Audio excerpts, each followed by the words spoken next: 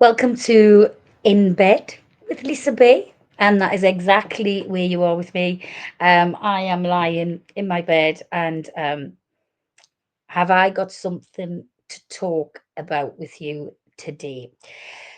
Please, before you decide to, and I do it, I'm guilty, before you decide to watch this for 2, 3, 4 minutes and then get bored, I beg you don't. I beg you don't. Um, Please train yourself to watch to the very end. Now, I promise you that isn't so I get hours up and I get blooming, subscribers and things like that. It's nothing to do with that. Let me explain before I kind of set all of this off and I kind of, well, explain what it's all about. So my name is Lisa Bay, and I am 52 years old, and I am going through the dreaded menopause. And I have suffered. Now, please don't switch off there either. If you think, well, I'm not going through the menopause, this is not good for me. No, I need you to watch this, okay? You can hear the neediness in my voice. I have watched this. Um, I've only watched about 7 minutes of it, then I've had to stop, and I thought, "I've got to do a reaction to this, I've got to," and I'm gonna do 2 reactions to this, okay? I'm gonna do this reaction now, but then I'm gonna react to exactly the same video in about a week and a half, but with pictures inserted. You'll understand once you'll understand once you watch the next one as well, what my plan is. Um if you are overwhelmed, it's nothing. I mean, obviously it is to do with menopause because you will be overwhelmed if you've got menopause and you will be suffering anxiety and you will be going in burnouts and stuff like that. But even if you haven't got menopause, you could be suffering some of these symptoms. I beg you, take 25 minutes or however long this video is out of your day just to watch, and I promise you right now, you will walk away after watching this thinking to yourself, "Oh my God, I'm not a lazy person. Oh my God, I'm not a bad person. Oh my gosh, it isn't just me." I promise you, you will feel that with this. So I'm going to be doing what I normally do. I'm going to be stopping in between and telling you my stories and how I'm linked to that, etc. Um, but I'm just going to kind of get started. Please just stick with it. If I'll make a deal with you, if after let's say 10 minutes it isn't resonating with you, you can switch off. But will you just give it that 10 minutes, please, please? And then if it's resonating, stay. If it's not, thanks for dropping by. Please subscribe. It does help, obviously, as you know. Um, but yeah, let's just yeah, let's just go for it. Yeah. So here we go. Shortly after I published my book, I got an email. It said, "Your book was the only thing that saved me from suicide. You saved my life." Now, for a book about how to clean, that's sort of odd, yeah? But what if a new approach to cleaning could teach us a better approach to treating mental health? I'm not an interior designer or a lifestyle influencer. I'm just a therapist with ADHD. And in February of 2020, I had my second baby. Because with the first one, I had some postpartum anxiety, and my husband had just taken a very demanding job that was going to keep him busy, I developed a meticulous postpartum plan for myself. My family would rotate in shifts for the first 60 days. The cleaning crew would come once a month. The new moms group would drop off dinners, and my toddler would go to preschool. I was so proud of this. Sorry, I just want to stop it right there. First of all, what I do want to point out is that this lovely lady, um, I can resonate with her. I can, I am. She's like me. She looks like me. She acts like me. She talks like me. She's not standing on that stage in a size 6 pinstripe suit. And she's very beautiful. Don't get me wrong. I am not saying that in the slightest. She is so beautiful, and we all are beautiful. but, and what I'm trying to say is that young kind of, well, I was one of them once, that young 35, 30-year-old hungry pinstripe suit girl who's, hair not out of place, the highest of cheekbones, the fillers, do you know what I'm saying? She's me. She's beautiful, but she's me. And straight away, I can actually resonate with that. So that for me got me straight away. Um, where she's going with it, stick with it. Bear with me and bear with this lovely lady. You will be so pleased that you did. This plan, and it ended before it even began. Because 2020 is when the COVID lockdowns happened, and all of that support disappeared overnight. In a blur, my days turned into breastfeeding difficulties, toddler meltdowns, and depression. The dishes stayed in the sink for days. The laundry pile reached impressive heights, and there was often not a path to walk from room to room. And when I should have been catching up on sleep, I would lay in bed at night and think to myself, I'm failing. Maybe I'm not capable of being a good mom to 2 kids. I decided to post a joke video on TikTok one day about my house turned disaster. Some funny shots of my clutter and my dishes and my enchilada pan to a nice beat. Sort of a laugh to keep from cry situation, surely. And I got a comment. Lazy. Yeah, that stung. But I must be a glutton for punishment because I kept posting videos about my messy house. Video after video of all of the weird tips and tricks that I was using to try and get it back in order while managing my feelings of being overwhelmed. Right, I need to stop there and I need to explain something. I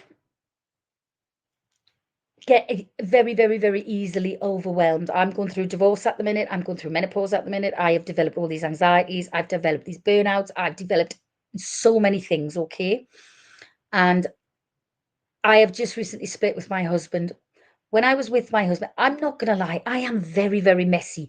I am all or nothing, okay? I will go from being not a hair out of place, not a, you know, not a spoon out of place in the house, not a speckle of dust on the skirting boards.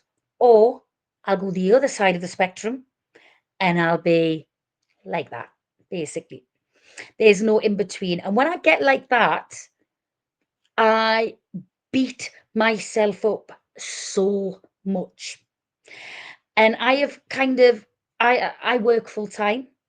I am physically exhausted, not just through work, through the fact that because billions work full time, but I'm physically exhausted. I mean, for many a reason.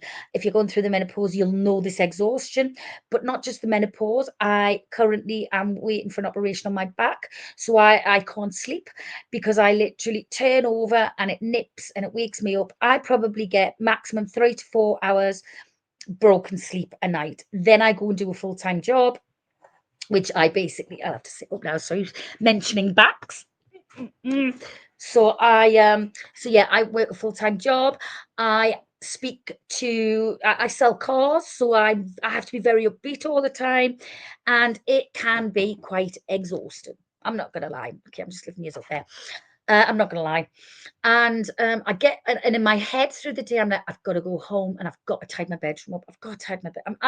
I'm not going to spin this around. I mean, I have the camera angled so it looks okay. If I spun this around, it's disgusting. Okay, I'm in a bit of a kind of. I'm a bit overwhelmed, and I have been for about the last 4 days. So I haven't been able to keep on top of things, and it gets worse and worse and worse. So the exhaustion thing, being called lazy. I'm not lazy. I am not lazy. I am literally coming in and I have the best intentions, and it's not, and I don't, I'm at work and I don't sit there at work and go, ugh, no, I'm not tidying up tonight when I get in. No, can't be bothered with all that.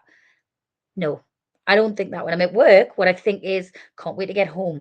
I want to get in. I want to get that living room cleaned and tidied. I want to get the kitchen clean and tidy. Tidy house, tidy mind. And it's so true that it really is true. And it does help my mental health when everything's in its place and when everything is, when everything's nice, clean, nip and tidy.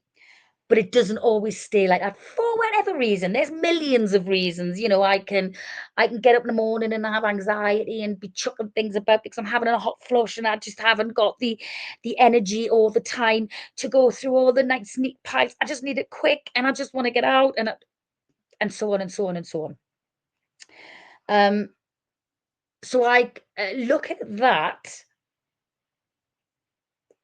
and bear in mind she has children and things like that. I haven't.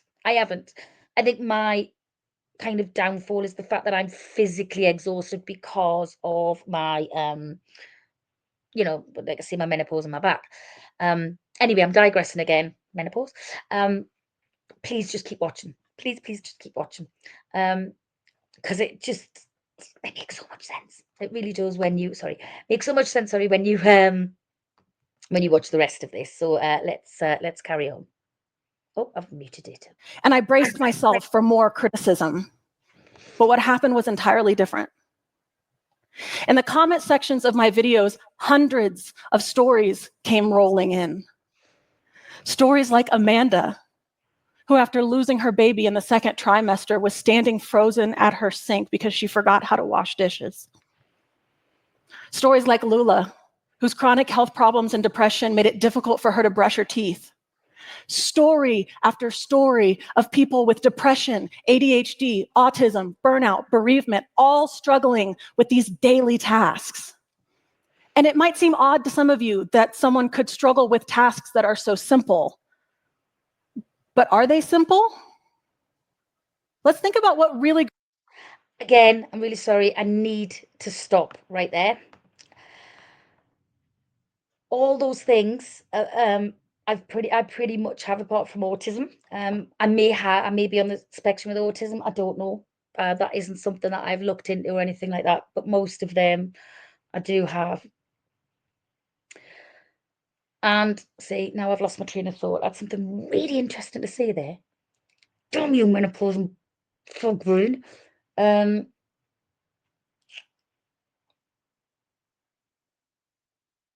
remember.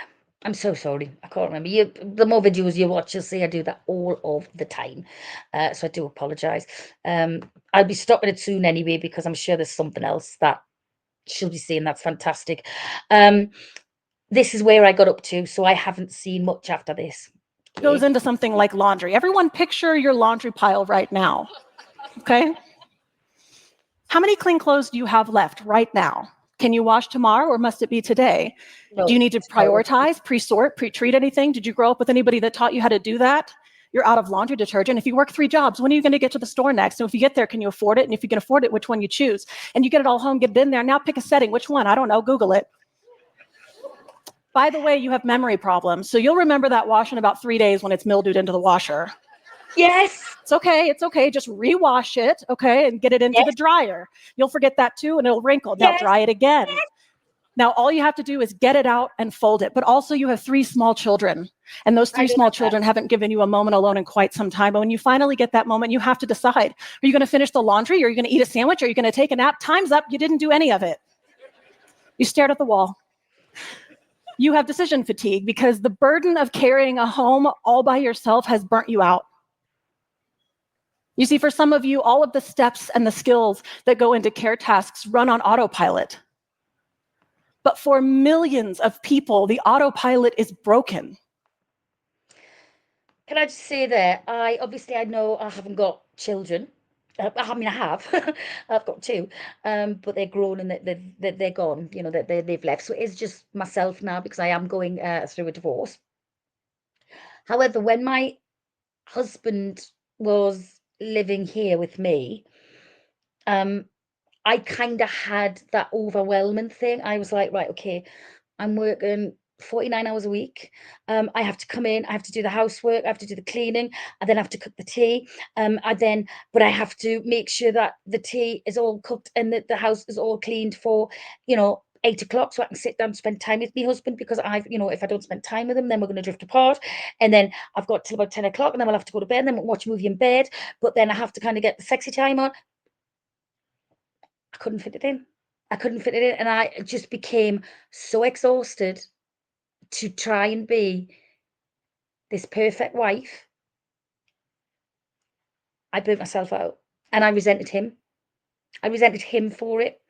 I mean, there's other things in the mix that I can't, and I wouldn't go into out of respect for my husband. Um, but that was a big, huge part of it.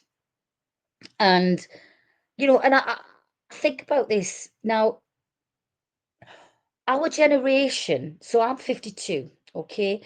Our generation is in a really, really difficult generation, I think, because we have been brought up by parents who were brought up by what needed to be perfect mothers, perfect wives, perfect state, 50s mums. Now, my mum was born in 1951. Her mum, my nan, was obviously born in early 1900s. By the time that my nana had her family, my mum and my mum's, sisters and brothers, she was living in that 50s. Okay, now tell me if I'm wrong. My mind's really gone here. She's really set something off here. So my mum was brought up by her mum, my nana, who was brought up in the 50s, where a woman, had to stay at home, wear the pennies, cook the perfect meal, have the perfect pies on the table, husband coming through the door from work, and yes sir, no sir, hi husband. My nana didn't do that with my granda, like, by the way, just putting that out there. But you see what I'm saying? It was like that was how you were supposed to be a woman. You were supposed to be this, perfect wife, and this perfect mother, and this perfect housekeeper, and this perfect everything. Everything had to be perfect. So my mum was brought up by that kind of era. And obviously my mum, you move on a little bit and you kind of move with the times and things. But if you are brought up, I've got to get this right. I've got to get this out. I just hope. See, I would never be able to do TED Talks like this. But obviously, my mum was around all of that, so she's taken some of it from there and then moved on to the next generation, but just still take some of it from a mum, this perfect 1950s thing. And then my mum has tried to pass it on, them little things on to me. And I'm just like, I don't want to be that perfect 1950s woman, but it's been kind of instilled in my brain that everything has to be clean, everything has to be tidy, everything has to be, tea on the table. And I do think this generation that I'm in is really difficult, because we are living in a world now which doesn't believe in that anymore, but yet we've tried to be trained to think like that. So we're fighting against ourselves, and we're fighting against what we know. Does that make sense? I hope it does. I'm really sorry. Anyway, my lovely lady, crack on. I do, I do apologize. I do get, again, I don't know if I was going to blame that on menopause, but I can't. I'm a chatterbox. So yeah, I can't blame on that menopause. Anyway, let's crack on. And what's worse, what if you had to do all of that when your mom just died, or your job just fired you, or you're using every ounce of strength that you have to just not kill yourself today? If you have access to therapy, it's unlikely your therapist will ever ask you about your laundry. I've worked in mental health for about a decade. I've been in therapy even longer. And the only time I ever had a provider talk to me about things like cooking and cleaning and brushing my teeth was when I was in a psych hospital as a teenager. Yet here were hundreds of thousands of people in my comment sections telling me that these daily care tasks were a major pain point in their life. And so I started to wonder, what if we started here? What if we started with these care tasks? Could making daily tasks easier improve mental health quicker? In the 2 years that I've been posting and writing about the intersection of mental health and care tasks, I've come up with a philosophy that does just this. And it all starts with one simple idea. Cooking, cleaning, laundry. It doesn't make you a good person or a bad person. Listen to me. Care tasks are morally neutral. Now, I know that if you've been watching Martha Stewart for decades and scrolling the perfect Pinterest aesthetic every day, that it can feel like struggling with these tasks is a moral failure. Like it's because we're lazy, or we're irresponsible, or we're immature. But having an organized closet doesn't make you a success. And living out of a pile of laundry on the floor doesn't make you a failure. You know where the shirt you want to wear is, it just... On the floor. It might take you a bit of sifting to find it. Yes. Organized. The truth is, it's not about morality. It's about functionality. Does your home work for you? Not some hypothetical house guest that is coming to inspect your closet. I mentioned Amanda, who had lost her baby and forgot how to wash dishes. She told me that when her husband would go to work, she would lay on the floor next to the empty crib and say to herself, what can I bring to my family if I can't even wash dishes? Oh. But that changed when she began to see care tasks as morally neutral. All of a sudden, the dishes in the sink weren't representations of her failure as a wife, but instead she would look at the pile and think to herself, what do I need to function tomorrow morning? And then pull 2 coffee cups out of the pile to wash. She had her coffee the next morning, and it was a little bit easier to get up off the floor. When we liberate ourselves from the idea that we are a good person or a bad person with care tasks, we can stop thinking about the right way to do things, about the way that things should be done, and instead start thinking about what we can do with our current barriers to improve our quality of life today. And this is the fun part, because you get to customize a life that works for you. When Lula realized that her problems with brushing her teeth were not moral failings, she gained the confidence to speak to her dental hygienist. And together, they came up with solutions that work around her barriers. She now relies on pre-pasted disposable toothbrushes that she keeps in her desk, floss she keeps in the living room, and a no-rinse prescription toothpaste. Because by breaking down the component parts of a dental hygiene routine and ensuring that each step was accessible to her mental and physical needs, for the first time in a year, she's done every step in that routine for 2 weeks straight. She says that now that her teeth are clean, she's a little less stressed about tomorrow's problems. And this approach can work with any care task that you struggle with. Simply ask yourself, I get that. I do get that. It's not about the teeth being cleaned. It's about the fact that you brushed them for 2 weeks. You got yourself in that routine. And I think the reward was that the teeth were clean. But I also think the reward was like, my God, I did that. Whereas 2 weeks ago, she couldn't. That's actually amazing when you think about it. And you can put that analogy to anything. Not brushing your teeth, but anything. I love this lady. Oh my God, I want to meet you. I think you are in my head, and you are eloquently putting kind of how I see myself and how I can resolve. I wish I could talk like you. Anyway, let's carry on. What am I trying to achieve, and how can I achieve it in my way? In a rare moment of folding clothes, I looked down at the baby onesie that I was folding, And I thought to myself, why am I folding this? Baby onesies don't really wrinkle. And even if they did, nobody cares if a baby's in a wrinkly onesie.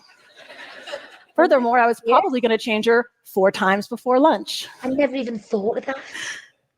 This doesn't need to be folded. Oh I my said it out God. loud. Can I just say something again? It's almost like light bulbs that keep going off for me.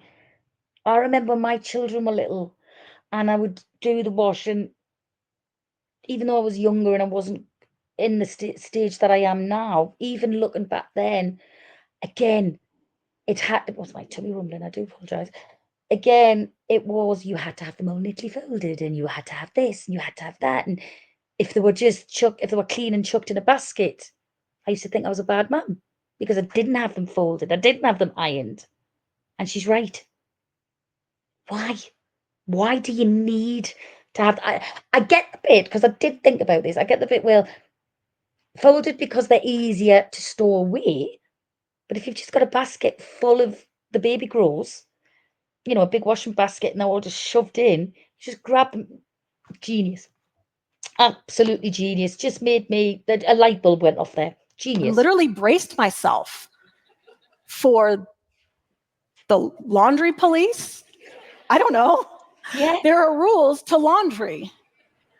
But for the first time, I stopped thinking about the way that laundry should be done and instead started thinking about how I could make laundry functional for me. And I looked down at the fleece pajamas and the underwear and the athletic shorts and the tank tops and realized almost none of my clothes actually needed to be folded. True. And I haven't folded any of it since.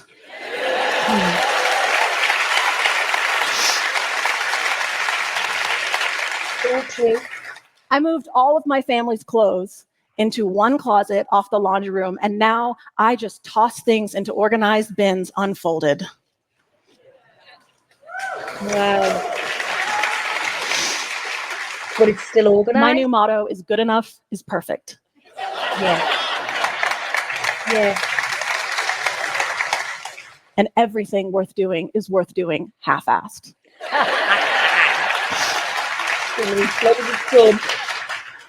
You have to give yourself permission to do a little, to do it with shortcuts, to do it while breaking all of the rules, and replace that inner voice that says, I'm failing, with one that says, I'm having a hard time right now. And people who are having a hard time deserve compassion. If it's too hard to shower today, grab the baby wipes. It may not be the normal way to do it, but you deserve to be clean. If it's too hard to cook dinner, get paper plates. Heat up something frozen. Sorry, I'm that there is just tears have come to my eyes there. You know, when she's saying if you don't shower, and I went through really bad depression and I have my bad days still. And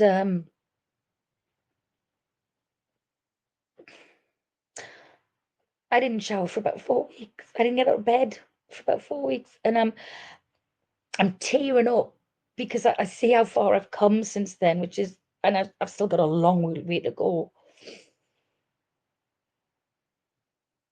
But I wish I'd just given myself permission. So I used to lie in bed, think you're a dirty, horrible tramp, and you can't, you know, you don't even go in the shower or the bath. You know, how on earth is anybody even supposed to look at you? You know, and I hated myself, so that everybody else hated me. So that really struck a nerve there. Yeah, that really did. You'll go back to cooking and washing another day, but the day is not today. And in the meantime, you deserve to eat. If you're too depressed to do your dishes, get a 2-gallon Ziploc bag and keep it in your bedroom. Because if you put a dirty plate into a 2-gallon Ziploc bag and seal it, it will keep the bugs away. And it'll be there for you when you're ready to go back to the kitchen. because you deserve a sanitary environment, even if you can't get out of bed. I could share with you hundreds of other genius solutions that people have come up with once they embrace the idea that care tasks are morally neutral. In my experience, people will exhibit mind-blowing creativity when they are only taught how to speak compassionately to themselves. So what if mental health treatment started here? By shifting the idea of care tasks as these external measurements of your worthiness to just being morally neutral tasks that you can customize to care for yourself. Because if it's true that regardless of what you struggle with, you are worthy of a functional space, what else might you be worthy of? Thank you. Wow. Wow. Wow. Now, if you are still with me right now, then you have you have totally understood that the same way I did. That was powerful, and that was very I don't know the word I'm looking for. It just, I don't know. It just touched somehow. It did. Like I say, I am going to do a reaction to that again, but I'm going to insert some pictures, and I think you will